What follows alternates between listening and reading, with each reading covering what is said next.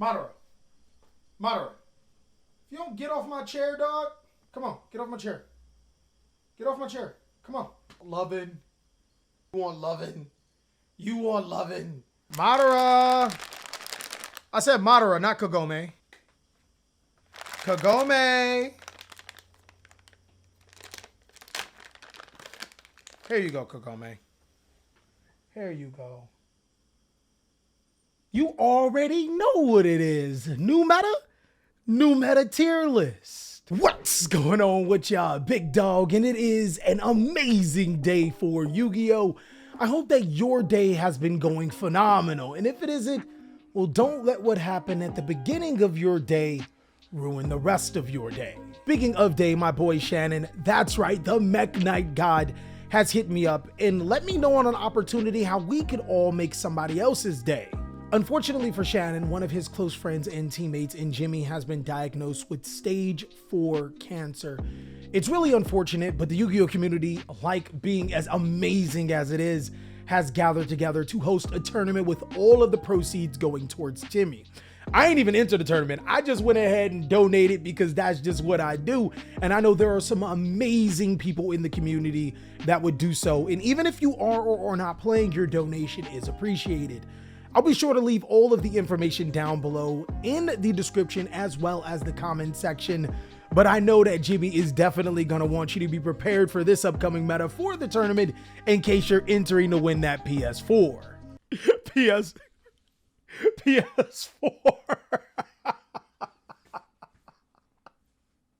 Oh.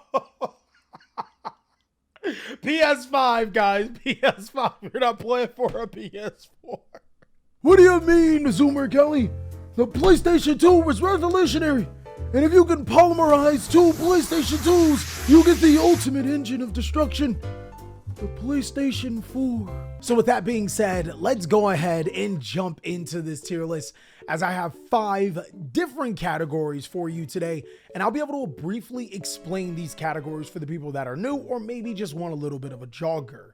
Meta Changer isn't exactly above tier 1. Meta Changers are tier 1 decks, but as you guys know, if you are building a format or if you recognize a format, there are strategies that pretty much define cards that we do and we don't play. That is what Meta Changer is. But then there's also strategies that can compete with those particular strategies, but don't define the format. That's the difference between Meta Changer and tier 1. Tier 2 are cards that are decks that are on the cusp between tier 1 and maybe a little bit above Rogue. These are the strategies that the meta may not be in their favor currently, or certain particular cards, but they're still really good on their own right and are able to power through certain situations.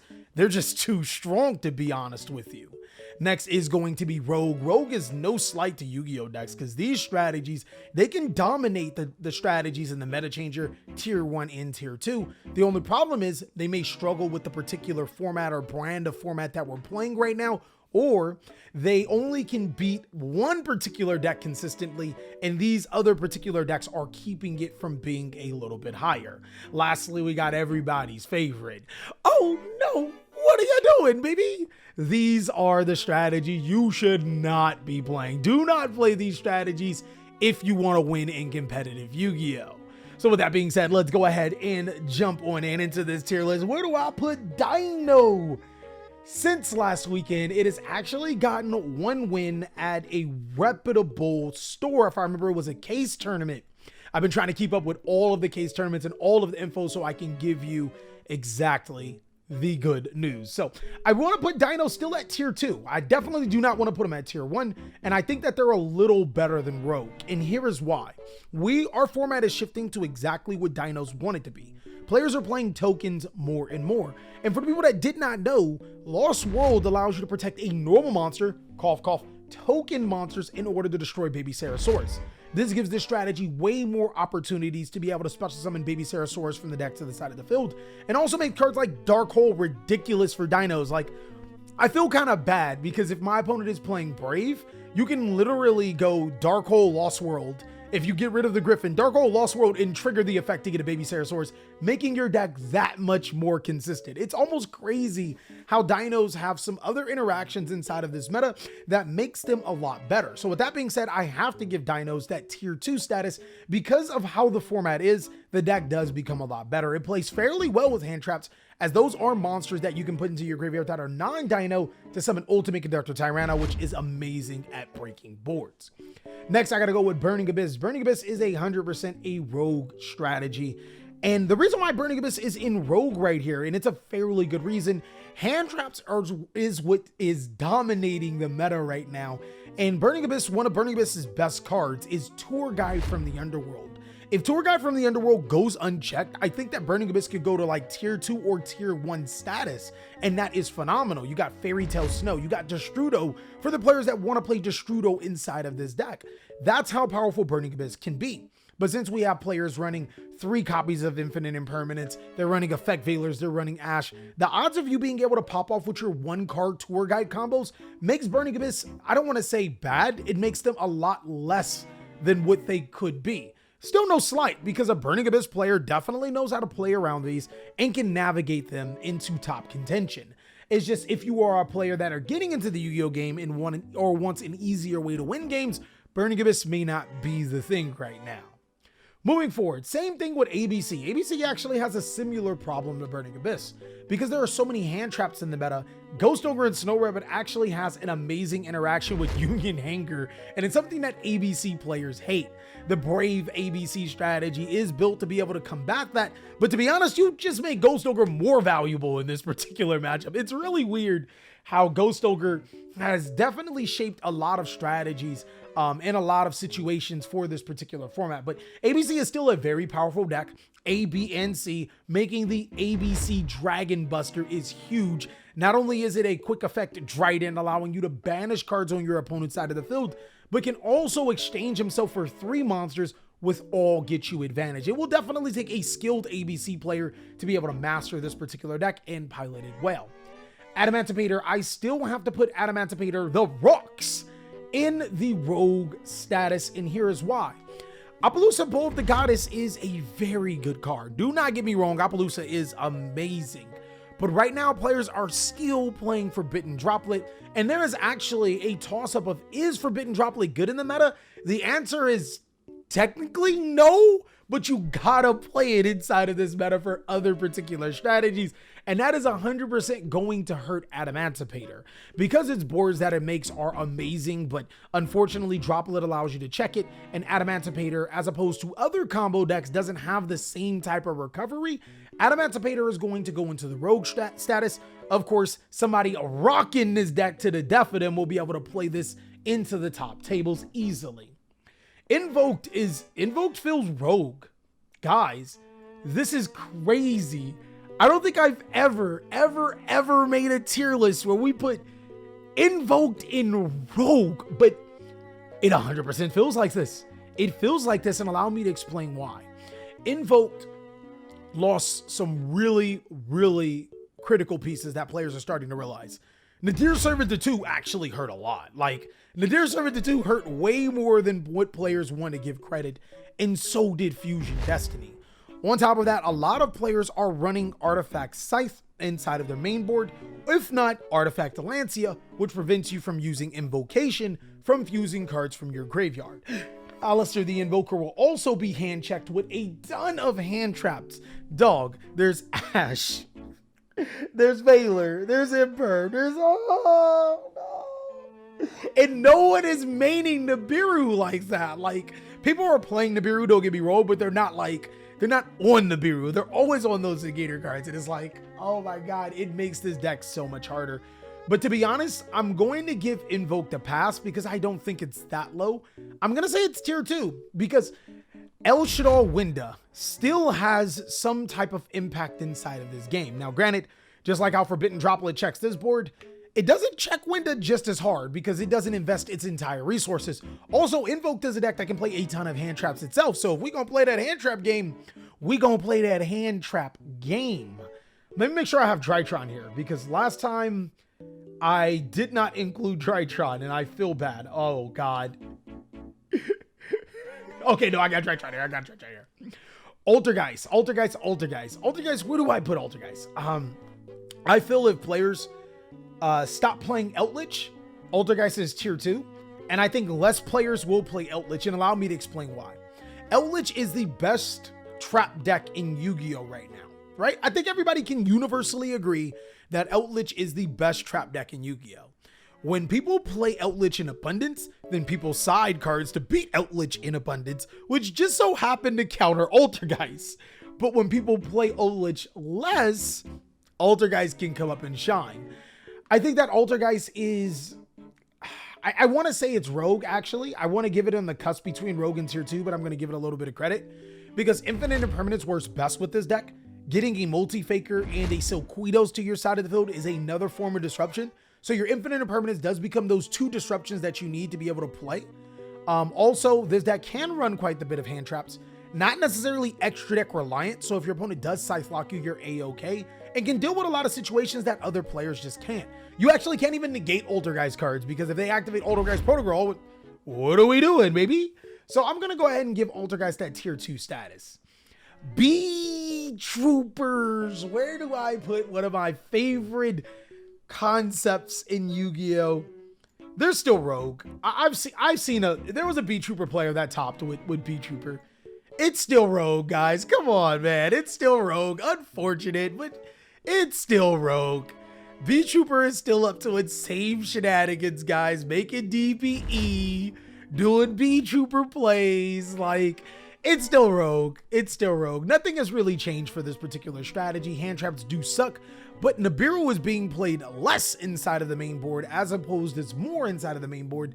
And that's what B Troopers really care about. B Troopers can still make some fairly good boards. And I gotta say, that Link 4 monster, oh my God, that card is amazing, allowing you to be protected by a lot of stuff. Now, guys, you know where I'm putting Blue Eyes. You know where I'm putting Blue Eyes. Oh no, what are you doing, baby? Seriously, guys, I still, it has been day, I don't know. And we still have not seen a Blue Eyes player win a game in Master Duel or in real life Yu-Gi-Oh! It's a shame. Look, in Blue Eyes players, I'm sorry, guys. I don't mean to rag on you guys so bad, but yeah, it's not looking good, dog. Don't play Blue Eyes competitively. It's not. Don't do it, guys. Don't do it. It's just not a great deck. It's not a great deck. Unfortunately, it's not. The new support did not help. On the flip side, Cyber Dragon is still a fairly solid rogue Yu-Gi-Oh deck. And it doesn't have a lot of interactions with the top decks in Yu-Gi-Oh right now, and that's why it's probably rogue. But it's a lot better than Blue Eyes. It's a lot more consistent than drawing Brick Eyes White Dragon. It can still OTK your opponent fairly easy. You can play Red Eyes Dark Dragoon inside of it fairly easily. It can play Destiny or Phoenix Enforcer. Unfortunately, tons of hand traps will definitely ruin this deck. So I think maybe a trap version of Cyber Dragon will probably be best for this particular format. DDDs, guys. Do I put DDDs in tier 1? Is this TheCaliEffect's overreaction? Yes, it is. If this is an overreaction, we're going to full on commit to it. I'm putting DDDs in tier 1. And here is why. DDDs don't make conventional negation boards. They don't. They simply don't. But then I realized that Deuce King Machinex, hold on, let me get a Deuce King Machinex is not once per turn, and he can be summoned multiple times. Like, you can summon him, attack, make Zeus, and then summon another one. Like, what are we doing here? Also, DD Griffin was everything that the deck needed. It is a free extender, getting them into their Link monster. It is a free search. It is everything that this deck needed to be competitive. DDD is a tier 1 deck. Maybe the low end tier 1/tier 2, but it's a tier 1 deck, guys. Despia. Where do I put Despia, guys? I think when we get the new support, maybe Despia will be a little better. But I've been seeing a lot of invoked Despia. I've been seeing a lot of Shadal Despia. I've been seeing Despia do his thing. Is it's kind of good. Despia is probably one of the better decks to play the extra deck cards like Titanclad, Albion, and stuff like that, because this deck actually fusion summons Albion to the side of the field. Also, one thing I genuinely want to point out is that Super Polymerization is a cracked Yu-Gi-Oh card right now, and that's why I gotta put both of these strategies. I gotta put both of these strategies a little bit higher than they probably should, because cracked, guys. Super Polymerization is literally cracked, and if your deck can Super Polymerization with your monsters, Super Polymerization is almost always live for you, and these two decks can definitely do it. This deck can play up to 6 Super Polymerizations plus the Predaplant for an Anaconda, so you're not gonna dodge this. Zombie World is, oh no, what are you doing, baby? It really hurts me to say that this is, oh no, what are you doing, baby? And it's not because Zombie World is a bad strat. It's 100% better than Blue Eyes, guys. I'll give you that. It's a playable strategy. It should be rogue, but the problem with Zombie World is that you could just play Zombie Outlich. There's no reason for you not to play Zombie Outlich. Outlich is a top contending deck. It does Zombie World better. And that's why it's, oh no, what are you doing, baby? Not because it's a bad deck. It's because you could be playing better. Want to give that emphasis to you that there's no reason to play this strategy until we get more support that's like more zombie specific. Next, Dragon Maid, guys. Where do I put Dragon Mommies?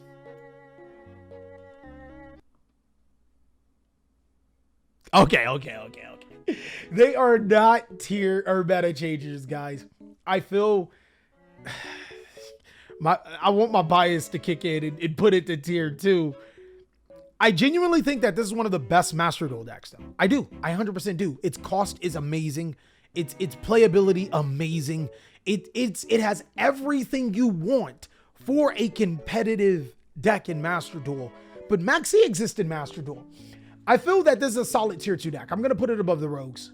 It can play a ton of hand traps, but most importantly, what people seem to forget about Dragon Maids is that the longer that this deck is allowed to play, the worse it is for your opponent. Like, this deck can play into a grind, and with a ton of hand traps, Dragon Maid Tiding, being able to keep on cycling cards, shoe in house.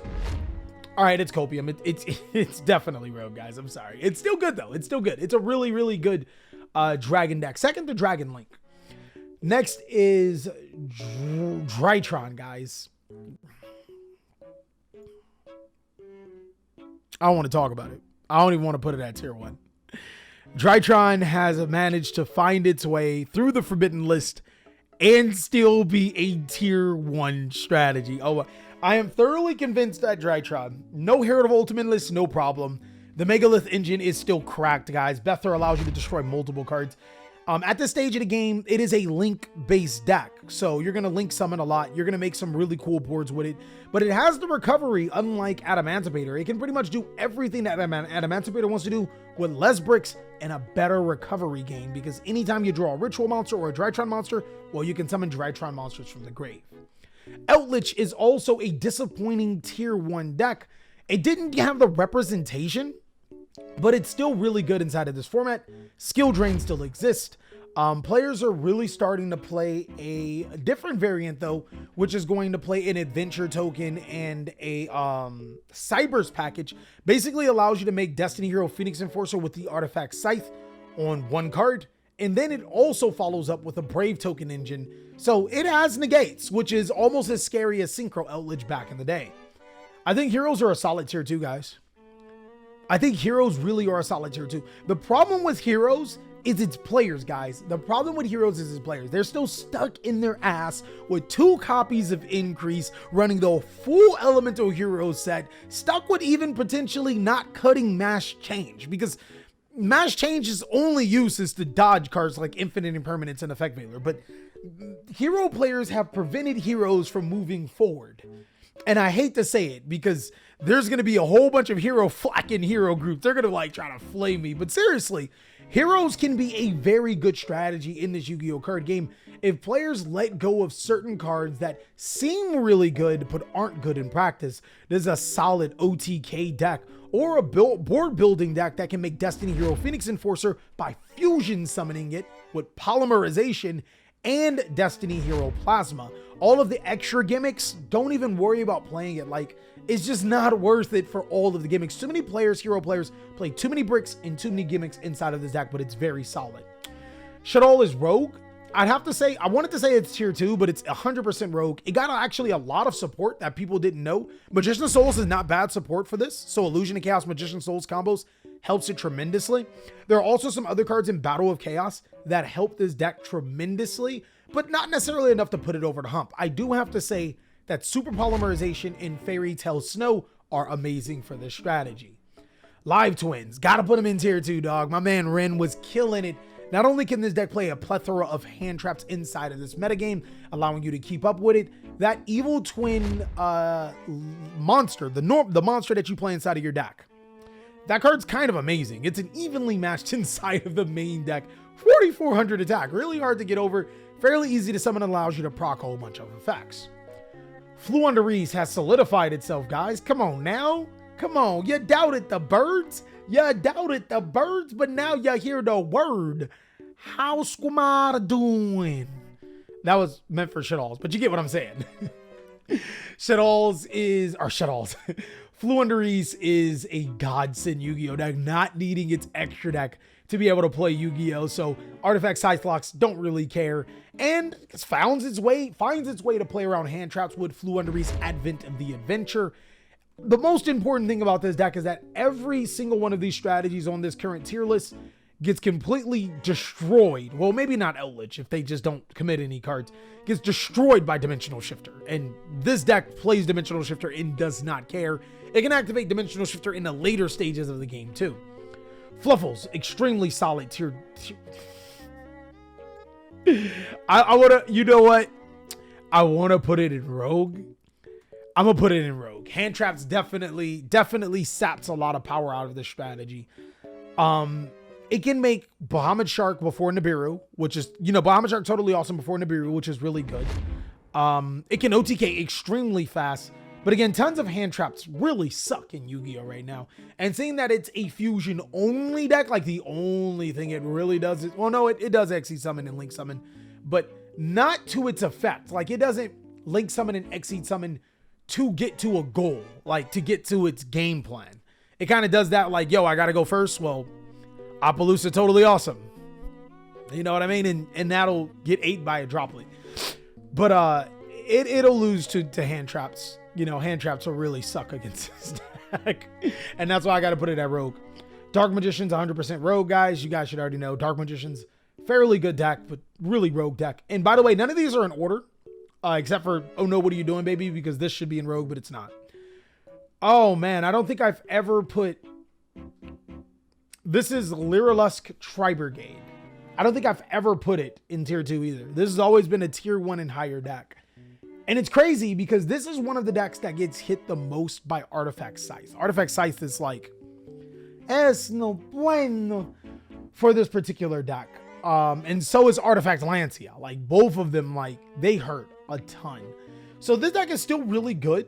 It had no representation, I think, over the weekend. Like, most of the events that I checked, I don't think I seen it. Maybe I did, maybe here and there a couple of times, but that's crazy because this deck used to be dominant and not really much changed, at least not enough for it to make this type of a fall. You would think that it would still have representation here and there, but that's just how the game goes sometimes. Utopic Drapo Future is not a game-winning card. It's a great card, not a game-winning card. Samorg did get banned, so no free Miss Valley Apex Avion, no extreme combos, but this deck still plays fairly well. It still has an amazing engine, an amazing grind. It can still play into Yu-Gi-Oh! Earth Machine, baby! I'm not putting it higher than tier 2, and I want to put it at tier 1, but I'm not putting it higher than tier 2. With that top at the YCS, I think it puts Earth Machine back onto the map, guys. It's an incredibly powerful deck. Machina Ruin Force definitely helps a ton. I think that more versions should move away from the giant pile of Earth Machines and more towards the topping build that you guys seen. Play a little bit more Machinas, go more towards Gear Frame, play Ruin Force, stuff like that. And solidify this deck as just Machina maybe, as opposed to Earth Machine. But regardless, this deck is still really solid. Summons huge monsters, works under skill drain, plays Goes in Match and Rivalry of the Warlords. Not a lot of players can deal, or decks can deal with that. Madolche is also a solid tier 2 deck. Hand traps do affect this deck, and this deck, and that's probably why they weren't played as much, because you do need 2 hand traps to stop this deck, and almost, I don't want to say almost any 2 hand traps work, but you know, a decent amount of them work. But the only exception to the rule with this deck is that 1 card starter, 1 card starter, 1 card starter, whereas some of these other decks, like, you know, after you stop their 1 card starter, they can keep playing. You're going to need it. These decks, yeah, you know what I mean. But Madolche's good at going second and OTKing, but it's also really good at controlling the board. What a lot of people don't respect or don't know about Madolche is that the Madolche trap card, I cannot remember its name right now. It can protect your cards like Goes in Match, which is, it's kind of scary for a lot of decks right now. Next is Mech Knights. I feel like Mech Knights are another solid tier 2 deck. Shannon has proven himself. And again, guys, make sure you're hitting that donation button or entering that tournament, whatever you're doing for my boy Shannon. But I was actually going to pilot this deck into this format as a surprise deck, but now people have eyes on it. They may have eyes on it. We'll find out. But this deck is actually really good. Great at going second, can play a ton of hand traps, and can play around hand traps. Plunder Patrol, I think, is another solid tier 2 deck. I have no idea why it's so bad in Master Duel. Maybe it's just what we've been seeing. But Plunder Patrol feels bad.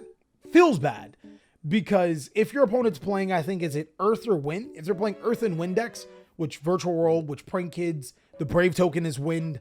There's a lot of Earth Wind action going around, then this deck can struggle. But the Adventure token engine definitely helps a lot. Then there's Plunder Patrol. I think it's Plunder Patrol Booty.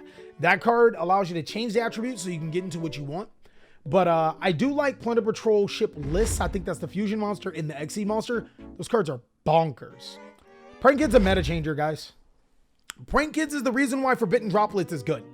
Because if Prank Kids weren't a meta changer deck, Forbidden Droplets would not be good. Like, I genuinely think that. Like, don't get me wrong. Forbidden Droplets is good against, I guess, DDD. But, like, Prank Kids literally make Droplets, like, almost a must. Not, you could probably get away with it. Maybe you could play Chalice to stop the Battle Butler. But Prank Kids is one of the most fair meta changer decks I think we've ever had.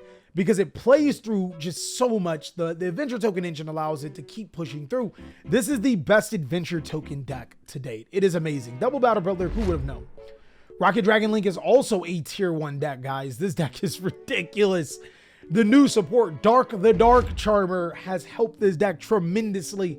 But also, so has the Undead Vampire. Solomon Great is a solid rogue deck. It's definitely going to take a player, a knowledgeable player. I kind of want to bump it to tier 2 because Solomon Great does have, it can play those hand traps and it can play Adventure token. Actually, I'm going to go ahead and bump it to 2. I think Solomon Great's a solid tier 2 deck because it can play a ton of hand traps. That's what the deck was built on. It can play the Adventure token engine. So it does have a way to stop you from hand trapping it as it goes through its combo to make Rage and Roar. And it does have a ton of hand traps to be able to play going second. Also, Fantastical Dragon Phantasme is a really good Yu-Gi-Oh card. People don't know. This deck is going to get hit by so many hand traps. Ash, Veiler, Imperm, Ogre. Like, it just gets hit by everything right now. But it's a very, very fun and solid rogue deck. Sky Strikers is 100% tier 1, guys. This deck is ridiculously good, dog. Yo, your DPE in your graveyard. I'm a shark cannon it to my side of the field.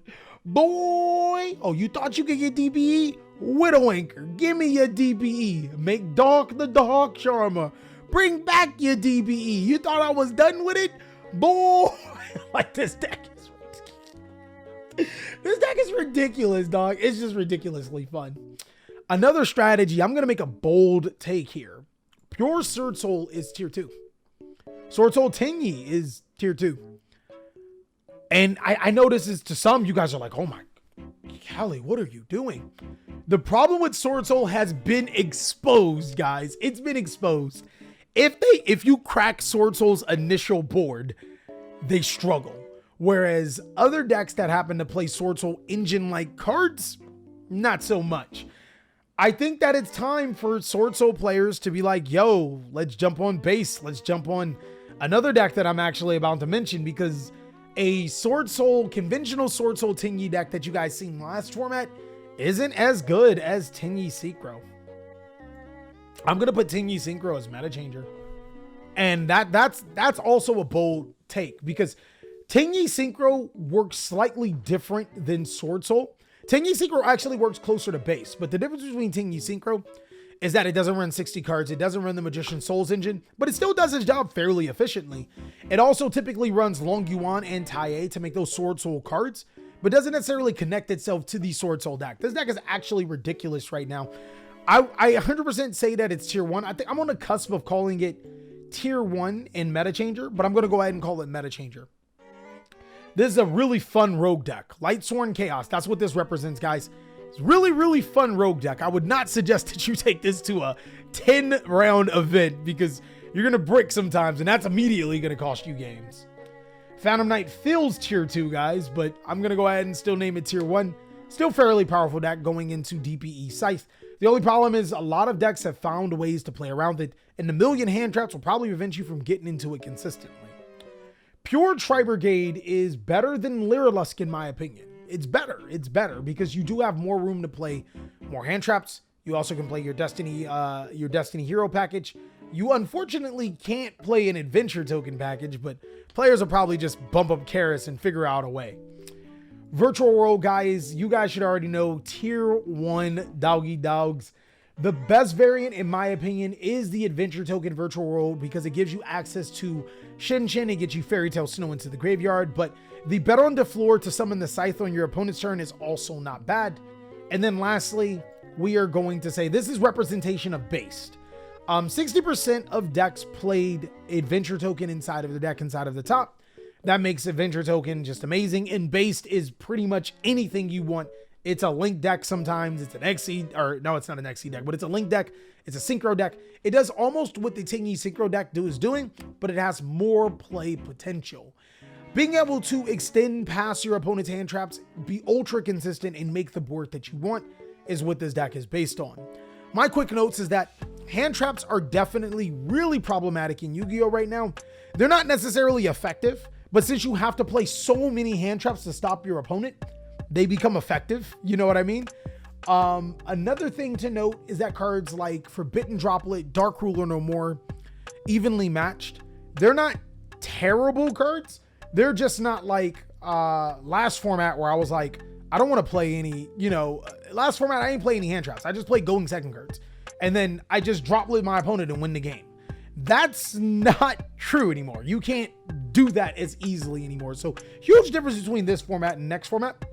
The next thing is that token monsters are going to be huge. The adventure token package is huge. Destiny Hero Phoenix Enforcer is huge inside of this format. But that is all that I have for the meta tier list for today. Really hope you enjoyed this video. Again, if you guys want to donate to the cause for my man Jimmy, and possibly enter the tournament if that's what you want to do. Again, I'll leave all of the details down below in the description as well as the comment section. I really do appreciate you guys. Also, be sure to check out the Discord, guys. We got so many awesome things. I'm still planning on the YCS Mitch Cup. This is an event where 100% of the proceeds are going to the Trevor Project, which is suicide prevention for the LGBTQ plus community. Got to get your subscription, your premium subscription if you guys are a part of that. I love you guys, Rainbow Dragon Gang.